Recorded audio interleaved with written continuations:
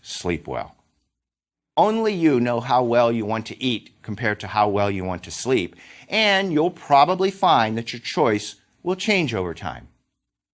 People's risk tolerances vary a lot. I once had a somewhat older student, perhaps 30 years old, who complained that my class was boring. I guessed that he had worked for a while before enrolling, so I asked him what had he done before going to college. He said he flew F-18s off the aircraft carrier USS Nimitz. I had to agree that compared to landing a supersonic strike fighter on a moving ship in the middle of the ocean at dusk, my class was a little boring. I'd be willing to bet that that student's investment portfolio is a lot riskier than most of ours. We think he's crazy. He thinks we're boring. We can all have different portfolios, and all of them can be right for us.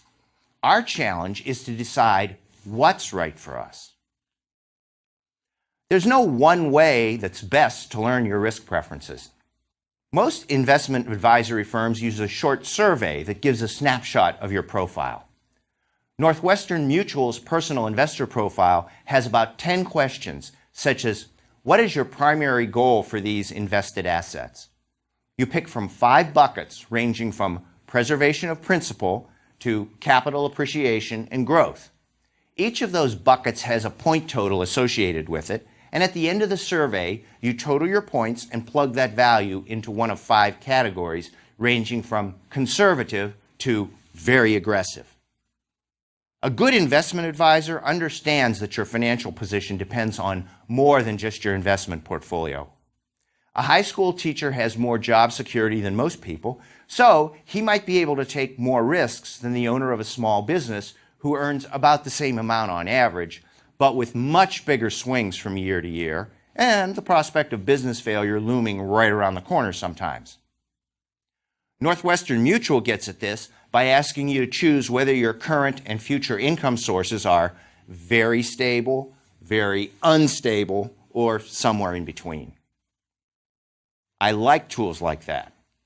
Nobody says this is enough to get a good grip on your risk tolerance, but questions like these are a great place to start. Answer the questions a couple of different times because your answers will change. Try it in the morning.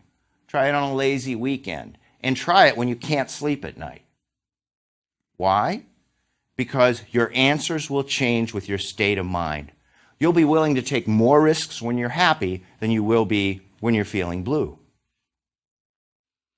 Over the years, you'll probably find that your risk tolerances change. Younger people tend to have a longer investment horizon, and many decide to take more risks with their portfolio. They reason that that strategy gives them the highest expected return, and they want to pile up a lot of money if they can. They're willing to take the chance that stocks might tumble early because they'll be able to spend less and save a little more to make up for it. Older people with shorter investment horizons don't have that luxury. They tend to hold safer investments. Life cycle or age-based funds put this process on autopilot. The appeal of life cycle funds is that you don't need to monitor your investment as much. At predetermined times, the fund's managers change the investment mix for you. I'm never going to say you can make an investment and forget it, but a life cycle fund lets you take a step in that direction. Bequest motives can extend the time horizon.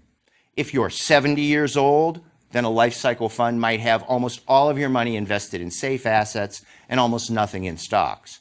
But if you plan to leave something in your will for your 10-year-old grandchildren, then that could change things.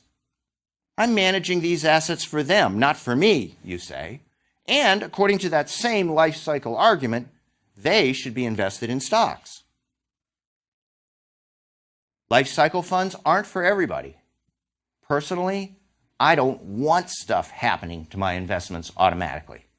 I want to make those decisions when I want to make them, and not when a fund manager decides to make them for me. To me, deciding whether or not I'm happy with my investment mix every year or so isn't all that hard. If a life cycle fund sounds good to you, though, then give them a look. In this lecture, we learned that, yes, stocks are risky, but you can limit that risk and improve your odds of making money in the long run. In our next lesson, we'll learn what determines how much money you have at the end of your investment. It boils down to 3 key numbers, and we'll see that most people worry about the one they can't really control.